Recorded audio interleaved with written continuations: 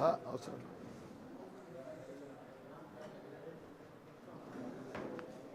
ఈనాటి పత్రికా సమావేశానికి చేసినటువంటి ఎలక్ట్రానిక్ మరియు ప్రింట్ మీడియా మిత్రులందరికీ స్వాగతం సుస్వాగతం తెలియజేస్తూ ఈనాటి పత్రికా సమావేశం నిర్వహిస్తున్నారు మన ప్రియతమ నాయకులు పెద్దలు అర్బన్ శాసనసభ్యులు ధన్పాల్ సూర్యనారాయణ గారు. అదేవిధంగా అటుపక్కన జిల్లా జనరల్ సెక్రటరీ పుట్టంగారు లక్ష్మీనారాయణ గారు, నా పేరు నాగోల్ లక్ష్మీనారాయణ, జిల్లా ప్రధాన కార్యదర్శి. నా పక్కన మున్సిపల్ ఫ్లోర్ లీడర్ ప్రమోద్ గారు, అటుపక్కన మున్సిపల్ డిప్యూటీ ఫ్లోర్ లీడర్ జ్యోతి గారు, అటుపక్కన 45వ డివిజన్ కార్పొరేటర్ బొత్తిరెడ్డి గారు, అటుపక్కన 3వ డివిజన్ కార్పొరేటర్ శ్రీనివాస్ రెడ్డి గారు, 48వ డివిజన్ కార్పొరేటర్ సత్యపాల్ గారు, అటుపక్కన 47వ శేషాద్ గారు, అటుపక్కన జిల్లా సెక్రటరీ పుట్ట వీరేందర్ గారు, అటుపక్కన మండల అధ్యక్షులు రాజు గారు, నాయకులు మురళి గారు, మరియు ఈ పత్రికా సమావేశానికి చేసినటువంటి బీజేపీ కార్యకర్తలు నాయకులు అందరికీ స్వాగతం సుస్వాగతం తెలియజేస్తూ ఈనాటి పత్రికా సమావేశాన్ని నిర్వహించాల్సిందిగా పెద్దలు అర్బన్ శాసనసభ్యులు ధన్పాల్ సూర్యనారాయణ గారిని కోరడం జరుగుతుంది. మీడియా మిత్రులందరికీ నమస్కారం. ఈరోజు మీ అందరి సమక్షంలో అర్బన్ నియోజకవర్గానికి సంబంధించిన అభివృద్ధి కార్యక్రమాలు మీ ద్వారా ప్రజలకు తెలియజేయాలని ఈ సమావేశం ఏర్పాటు చేయడం జరిగింది. ముఖ్యంగా ఏదైతే ప్రజలు నా పైన ఉంచిన విశ్వాసం, దానికి తగ్గట్టుగా నేను ఎమ్మెల్యేగా గెలిచినప్పటి నుండి కూడా గత ప్రభుత్వ హయాంలో నిలిచిపోయిన పనులు కానీ, అభివృద్ధి కార్యక్రమాల వేటిపైన దృష్టి పెట్టాలనే కాన్సెప్ట్ తోటి నేను పనిచేయడం జరుగుతూ ఉంది. ముఖ్యంగా పెండింగ్ పనులలో ఎల్లమ్మగుట్ట సోని ఫంక్షన్ హాల్ తర్వాత ఉదాహరణకు చెప్తా ఉన్నా, 10 సంవత్సరాల నుండి ఆ బ్రిడ్జ్ ఏదైతే కనెక్టివ్ బ్రిడ్జ్ ఉందో అది మొండిగా మనకు కనిపించేది, అది కొద్ది నెలల్లో కంప్లీట్ అవుతూ ఉంది. అనేక పెండింగ్ పనుల మీద దృష్టితో పాటు అర్బన్ నియోజకవర్గం అభివృద్ధి ఏ విధంగా ముందుకు తీసుకెళ్లాలనే ఆలోచనతోటి నిరంతరము నా ప్రయత్నం చేస్తూ ఉన్నా. ఈ మధ్యన మొదటగా రోడ్లు భవనాల శాఖ మంత్రి కోమటిరెడ్డి వెంకటరెడ్డి గారిని కలిసి 4 వినతి పత్రాలు ఇవ్వడం జరిగింది. దాంట్లో ముఖ్యంగా నిజామాబాద్ నగరం అంటే ట్రాఫిక్ సమస్య రోజు రోజుకు, ఎందుకంటే నగరం విస్తరిస్తూ ఉంది, ట్రాఫిక్ సమస్య రోజు రోజుకు పెరుగుతూ ఉంది. దీనికి శాశ్వత పరిష్కారం ఏ విధంగా శాశ్వత పరిష్కారం చేయాలనే ఆలోచనతోటి దేవి రోడ్డు నాందేవాడ మధ్యనున్న ఏదైతే రైల్వే ఓవర్ బ్రిడ్జ్ గత 30 సంవత్సరాల పైన నిర్మించబడ్డది. ఇప్పుడు నగరంతో పాటు జనాభా పెరిగింది, ప్రజలకు ఇబ్బంది కలుగుతూ ఉంది. ఆ రైల్వే ఓవర్ బ్రిడ్జ్ ఎక్స్పాన్షన్ గురించి, దాన్ని ఇంకా ఎక్స్పాండ్ చేయడానికి 100 కోట్ల నిధులు విడుదల చేయాలని నేను ఈ రాష్ట్ర మంత్రివర్యులను కోరడం జరిగింది. దాంతోపాటు కంటేశ్వర్ నుంచి వినాయక్ నగర్ పోవాలంటే మనము కంటేశ్వర్ కమాన్, విజయ్ టాకీసు, మళ్ళీ ఎల్లమ్మగుట్ట, వినాయక్ నగర్ పోవాలి. ఏదైతే బైపాస్ రోడ్ ఉందో అశోక టవర్స్ నుంచి పక్క నుండి రైల్వే అండర్ బ్రిడ్జ్, ఈ వెంచర్ నుంచి అటు సైడు, ఆ తర్వాత కనెక్టివిటీ వినాయక్ నగర్, అది ఉంటే అందరికీ ప్రజలకు సౌకర్యవంతంగా ఉంటుందని 30 కోట్ల ఎస్టిమేషన్ తోటి నేను ప్రపోజల్ ఇవ్వడం జరిగింది. దాంతోపాటు వర్ని, నిజామాబాద్, డిచ్పల్లి, ఇందల్వాయి, భీమ్గల్, కమ్మర్పల్లి వరకు 107 కిలోమీటర్ల కొత్త జాతీయ రహదారి ప్రతిపాదన మంత్రి గారి దృష్టికి తీసుకెళ్లడం జరిగింది. 107 కిలోమీటర్లు అంటే ఈ మేఘనా డెంటల్ కాలేజ్ పక్క నుంచి అట్లా పోయి కనెక్టివిటీ టు నేషనల్ హైవే. అదేవిధంగా ఈ Shivaji Nagar Nyalkal road radio station నుండి ముదక్పల్లి వరకు ఆర్ఎన్బి రహదారి అభివృద్ధి కోసము అది కూడా లెటర్ ఇవ్వడం జరిగింది. రోడ్లు అభివృద్ధి చెందితేనే నగరం అభివృద్ధి చెందుతుంది. రోడ్లు బాగుంటే భవిష్యత్తులో పరిశ్రమలు కూడా వస్తాయి. కనెక్టివిటీ రోడ్స్ ఎక్కువ ఇంపార్టెంట్. ఇండస్ట్రీస్ రావాలంటే కనెక్టివిటీ రోడ్స్ అవసరం.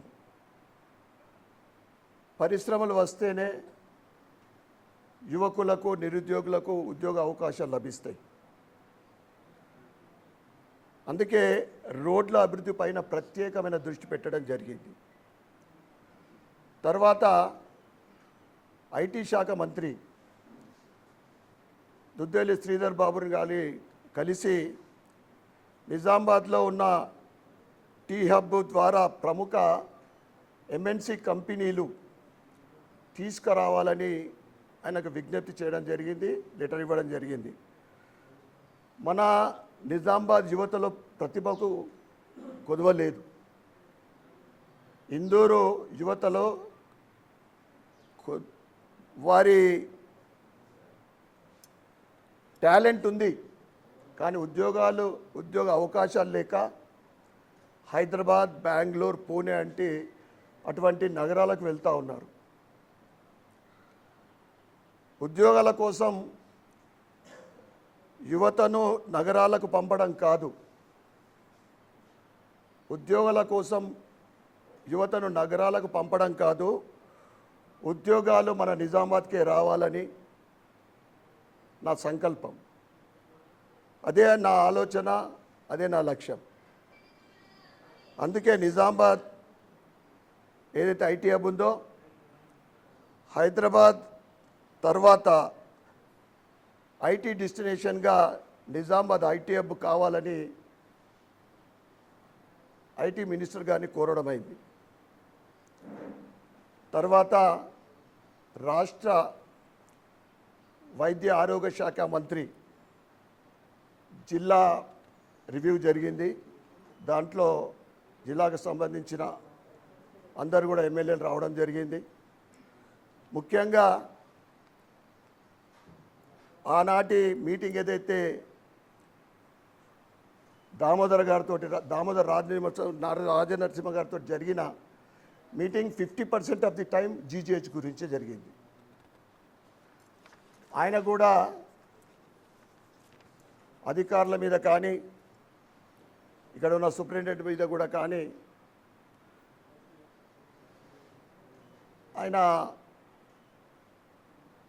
అనాసక్తి అంటే ఆవేదన వెలుబుచ్చింది. ఆయన కూడా ఎందుకు నిజామాబాద్ జీజీహెచ్ సమస్యలు ఎప్పుడు కంటిన్యూగా ఎందుకు అవుతూ ఉన్నాయి, ఎండి గారిని పంపించి 3 రోజుల లోపల ఫుల్ రిపోర్ట్ తెప్పించుకుంటా ఉన్నాడు ఆయన. బహుశా 2 డేస్ బ్యాక్ ఎండి గారు కూడా వచ్చిండొచ్చు అక్కడికి. ఫుల్ ప్లెడ్జ్ కాన్సన్ట్రేషన్ చేస్తాను, తప్పకుండా ఆయన మాట ఇవ్వడం జరిగింది. నా తరఫు నుండి ముఖ్యంగా ప్రభుత్వ హాస్పిటల్లో జీజీహెచ్ అంటే ఈరోజు 2000 మంది ఓపీ ఉన్నారు, సుమారు 100 మంది పైన ఇన్పేషెంట్లు, సర్జరీస్ జరుగుతూ ఉన్నాయి. గైనక డిపార్ట్మెంట్లో డైలీ 10ల సంఖ్యలో డెలివరీస్ అవుతూ ఉన్నాయి, కానీ సౌకర్యాలు లేవు. ముఖ్యంగా ఈ రోజులలో ఒక పెద్ద బీమార్ వచ్చితే అది బ్లడ్ క్లాటింగ్ కావచ్చు,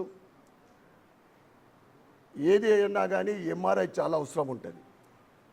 ఎంఆర్ఐ లేకపోవడం వల్ల ప్రజలు బయటకెళ్ళి వేలాది రూపాయలు కొల్లగొట్టుకుంటా ఉన్నారు. అందుకే నేను నా లెటర్ ద్వారా హెల్త్ మినిస్టర్కు ఎంఆర్ఐ మిషన్ కావాలి, మార్చరీలో ఫ్రీజర్లు సరిగ్గా పనిచేస్తలేవు, ఫ్రీజర్లు కావాలి, ఆక్సిజన్ యూనిట్ ఉంది. అప్పుడు కరోనా టైంలో ఏదో పాత తీసుకొచ్చిండ్రు, చాలా ప్రాబ్లమ్స్ వస్తున్నాయి.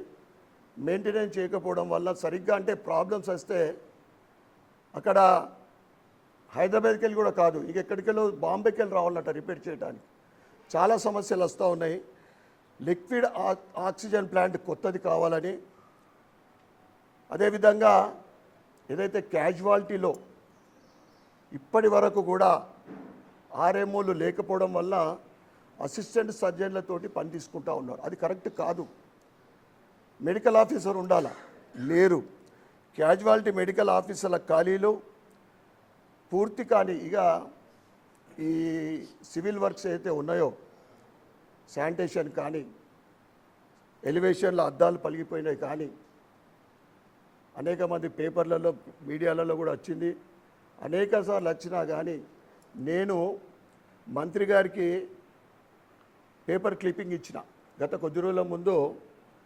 అంటే హ్యూమన్ రిసోర్సెస్ వర్కర్స్ సరిగా లేకపోవడం వల్ల అన్ని స్టేజ్లలో సరిగా లేకపోవడం వల్ల స్ట్రెచ్చరు పేషెంట్ అటెండెంటు తీసుకెళ్తా ఉన్నాడు, వీల్ చైరు పేషెంట్ అటెండెంట్ తీసుకెళ్తా ఉన్నాడు అనే ఫొటోస్ ఆయనకి ఇవ్వడం జరిగింది మంత్రి గారికి. ఈ సమస్యలన్నిటి కూడా వెంటనే పరిష్కరించాలని నేను కోరిన తర్వాత అప్పుడే స్పందించి ఎండి గారికి కూడా చెప్పడం జరిగింది. Principal secretary of health department మన పాత కలెక్టర్ గారు కూడా ఇప్పుడు ప్రిన్సిపల్ సెక్రటరీ, వాళ్ళందరూ కూడా బాగా మంచి స్పందించారు. ప్రాణాలను కాపాడే ఆసుపత్రి సౌకర్యాల కొరత ఉండకూడదు, ప్రజల ఆరోగ్యంపై రాజీ పడే ప్రసక్తే లేదు. ఇది మనందరి లక్ష్యం, నా లక్ష్యం కూడా. అదేవిధంగా ఆ తర్వాత రోడ్ ట్రాన్స్పోర్ట్ మినిస్టర్ గారిని కూడా కలవడం జరిగింది. ఇప్పటికీ నేను చెప్పిన అక్కడ వరంగల్ తర్వాత అతిపెద్ద జిల్లా తెలంగాణలో 33 జిల్లాలలో వరంగల్, హైదరాబాద్, వరంగల్ తర్వాత అతిపెద్ద జిల్లా. ఆ బస్టాండ్ చూస్తే జిల్లా ఇంత పెద్ద జిల్లా బస్టాండ్ లెక్క కనిపించేది, మీరు కూడా చూసిండ్రు. ఈవీ బస్సెస్ ఇనాగ్రేషన్ అప్పుడు సుందరీకరణ కావాలా, ఫస్ట్ ఆఫ్ ఆల్ ఉన్నదానికి సుందరీకరణ కావాలా. ముఖ్యంగా వేలాది మంది ప్రయాణికులు మన నిజామాబాద్ బస్టాండ్కి రావడం జరుగుతుంది. విశాలమైన వెయిటింగ్ హాల్స్, సిట్టింగ్ కెపాసిటీని పెంచాలి, డిజిటల్ ఇన్ఫర్మేషన్ బోర్డులు, ఎల్ఈడి స్క్రీన్లు, సీసీటీవీ కెమెరాలు, మెరుగైన లైటింగ్, పార్కింగ్ సౌకర్యం ఇవన్నీ కూడా ఇంప్రూవ్ చేయాలని వారికి లెటర్ ఇవ్వడం జరిగింది. దాంతోపాటు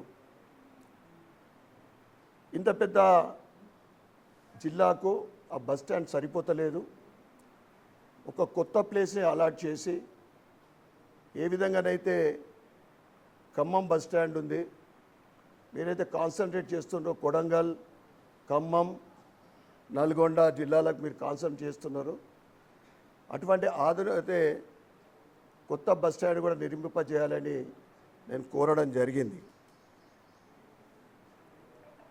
బస్టాండ్కి వస్తే ఎట్లా ఉన్నది అంటే పాప మహిళలు అయితే ఫ్రీ బస్ అని వస్తున్నారు, ఎటువంటి సౌకర్యాలు లేవు మన నిజామాబాద్ బస్టాండ్కు.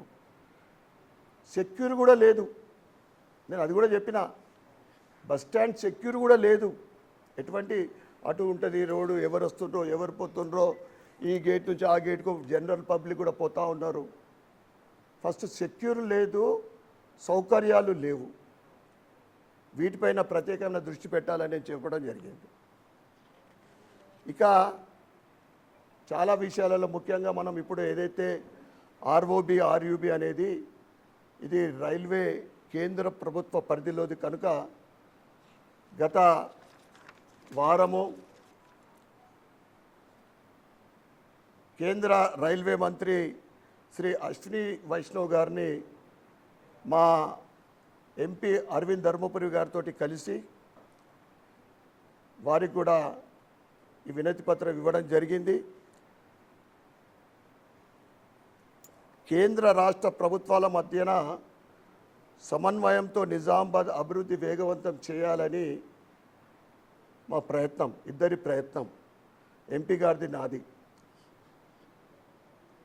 ఏ ప్రభుత్వం అన్నా ఉండిండొచ్చు, ఇద్దరి సహకారంతో నిజామాబాద్ అర్బన్ నియోజకవర్గ అభివృద్ధి మా లక్ష్యం, ఇద్దరిది కూడా.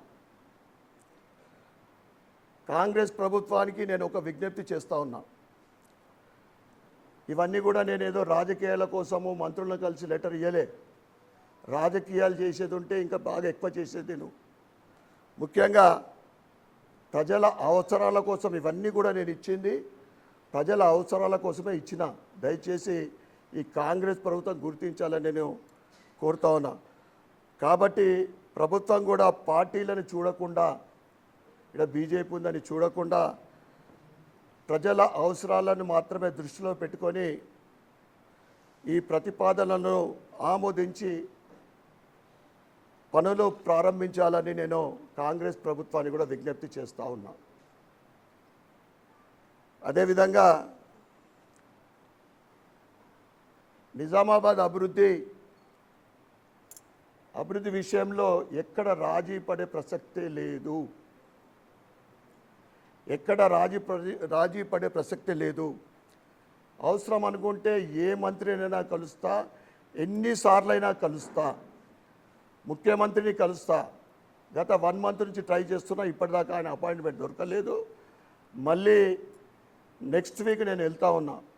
కలిసే వరకు హైదరాబాద్ నుండి ఒకసారి భాగ్యనగర్లో కలిసిన దాకా ఉంటే ఎన్ని రోజులైనా పర్వాలేదు. ఈరోజు ఈ సమర్పించిన ఇవన్నీ కూడా లెటర్స్ ఏదైతే ఉందో కాగితాలకే పరిమితం కాదు, ప్రజలకు ఉపయోగపడే అభివృద్ధి పనులుగా మారే వరకు ఏదైతే ప్రపోజ్ చేసినామో అవన్నీ కూడా శాంక్షన్ అయ్యే వరకు, ప్రజలకు ఉపయోగపడి అభివృద్ధి పనులు చేపట్టే వరకు ఇవన్నిటి కూడా నేను నిరంతరం ఫాలో చేస్తా. నిజామాబాద్ అభివృద్ధి నా బాధ్యత, ప్రజల విశ్వాసం నా బలం. ఆ విశ్వాసాన్ని నిలబెట్టుకోవడానికి నేను ఎంతైనా కృషి చేస్తానని మీ ద్వారా ప్రజలకు నేను తెలియజేస్తూ ఉన్నా. చివరగా లోకల్ విషయానికి వస్తే 2.5 సంవత్సరాలు గడిచిపోయింది. ముఖ్యంగా అర్బన్కు కావాల్సింది మున్సిపల్ కార్పొరేషన్. ఈ కాంగ్రెస్ ప్రభుత్వం, మేయర్ కాంగ్రెసు, ప్రభుత్వం కాంగ్రెసు, నిజామాబాద్ మున్సిపల్ కార్పొరేషన్ మీద ఎటువంటి స్పెషల్ ఫండ్ రిలీజ్ చేస్తలేరు, వివక్ష చూపుతూ ఉన్నారు. అభివృద్ధి పనులకు ఆటంకమవుతూ ఉంది. ముఖ్యంగా మేయర్ ఇంకా అవగాహన పూర్తిగా రాలేదు, పూర్తి అవగాహన కాలే, ఇప్పటికీ పట్టు సాధించలేదు. కమిషనర్ కూడా బేసిక్ నుంచి మున్సిపల్లో ఉంటే బాగుండేది, ఆయన కూడా పంచాయతీరాజ్ ద్వారా ఆ డిపార్ట్మెంట్ ద్వారా వచ్చినందుకు మొత్తం ఇదేమవుతుందంటే అనేక పర్యాయాలు కలిసినా కానీ నిధులు విడుదల చేసిన కాంట్రాక్టర్లు కాంట్రాక్ట్ తీసుకున్న పనులు ఆ డిపార్ట్మెంట్లకు వాళ్ళు అధికారులు ఆ పనులు ముందుకు సాగుతలేవు. శాంక్షన్ అయిన పనులు కూడా ముందుకు సాగుతలేవు. అందుకే ఇక్కడ కూర్చున్న వాళ్ళందరము మాతో పాటు ఇతర నాయకులు కానీ మున్సిపల్కు మేము చెప్తా ఉన్నాం, మీరు చేపట్టిన కార్యక్రమాలు, అలాట్ చేసిన పనులు, ముఖ్యంగా రోడ్ల విషయం కానీ గ్రీనరీ విషయం కానీ త్వరగా కంప్లీట్ చేయాలా, లేకుంటే రాబోయే రోజులలో ప్రజల సౌకర్యం కోసము, నగర అభివృద్ధి కోసము మేము దేనికి వెనుకరాము, ధర్నా చేయడానికి సిద్ధం ఉన్నాం. ధర్నా అంటే అది దీక్ష కావచ్చు, ఇంకేదన్నా కావచ్చు. అందుకే ఎందుకంటే కాంగ్రెస్ ప్రభుత్వము, కాంగ్రెస్ మేయర్ ఉన్నారు. కానీ 2.5 సంవత్సరాలలో నేను చూస్తూ ఉన్నా, ఒక్క స్పెషల్ ఫండ్ రాలేదు. ఉన్న ఫండ్ని కూడా సద్వినియోగం కరెక్ట్ చేసుకుంటలేరు ఇక్కడ. అందుకే మేయర్ గారిని, కమిషనర్ గారిని నేను రిక్వెస్ట్ చేస్తూ ఉన్నా, మీ చేతిలో ఉన్న పెండింగ్ పనులు, కాంట్రాక్టర్కి ఇచ్చిన పనులు, రోడ్ల విషయం కానీ ఇంకేదైనా విషయం కానీ త్వరగా కంప్లీట్ చేయవలసిందిగా నేను మున్సిపల్ కార్పొరేషన్కు డిమాండ్ చేస్తూ ఉన్నా.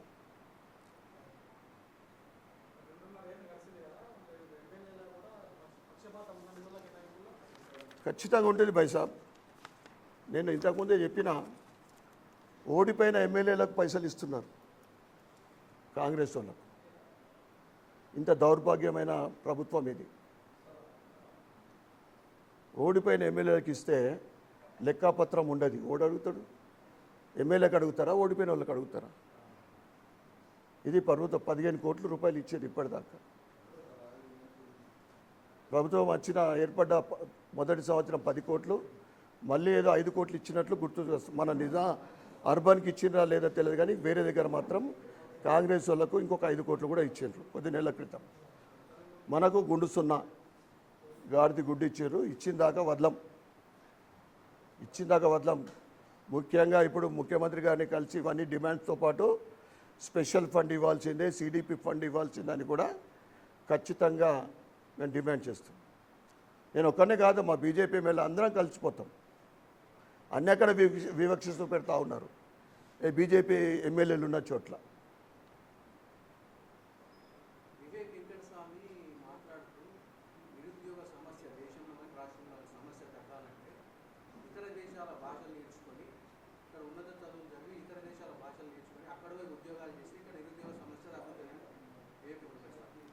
నువ్వు 2 లక్షల ఉద్యోగాలు ఇస్తున్నావు కదా, ఏమైనా యువతకి ఇచ్చిన హామీలు అయితే నువ్వు కంప్లీట్ చేయముందు. నిరుద్యోగ భృతి ఇస్తా అని చెప్పినావు, విద్యా భరోసా 5 లక్షల రూపాయలు ఇస్తా అని చెప్పినావు. ఇవన్నీ మర్చిపోయి డైవర్షన్ పాలిటిక్స్ నడుస్తుంది తెలంగాణలో. మహిళల విషయంలో కానీ, రైతుల విషయంలో కానీ, బీసీ ఎస్టీ విషయంలో కానీ అన్నీ ఇచ్చిన హామీలన్నీ మర్చిపోయి ఫ్యూచర్ సిటీ ఇష్టం వచ్చిన హామీలు ఇవ్వడం, రోజుకు కొత్త హామీలు ఇవ్వడం. కానీ భారతీయ జనతా పార్టీ నువ్వు ఇచ్చిన హామీలు, మీరు ఇచ్చినయే, కొత్తగా మేము డిమాండ్ చేయము. రాబోయే రోజులలో ఎందుకంటే 2.5 సంవత్సరాలు వెయిట్ చేసినాం ప్రభుత్వము వాళ్ళు ఇచ్చిన హామీలు అమలు చేస్తుందని. ఇవన్నీ అమలు చేసే వరకు భారతీయ జనతా పార్టీ, మొన్ననే మీరు చూసిండ్రు ఏదైతే ఫీ రీయింబర్స్మెంట్ విషయంలో, ఇట్లా ప్రతి అంశం మీద కూడా మేము పోరాడతాం. ప్రతి అంశం కూడా ప్రజల తరఫు నుండి మేము పోరాడతాం. అవి సాధించుకునే వరకు తప్పకుండా మేము భవిష్యత్తులో ప్రతి అంశం మీద పోరాడతామని తెలియజేస్తాం. ఓకే, థ్యాంక్ యూ భయ్యా.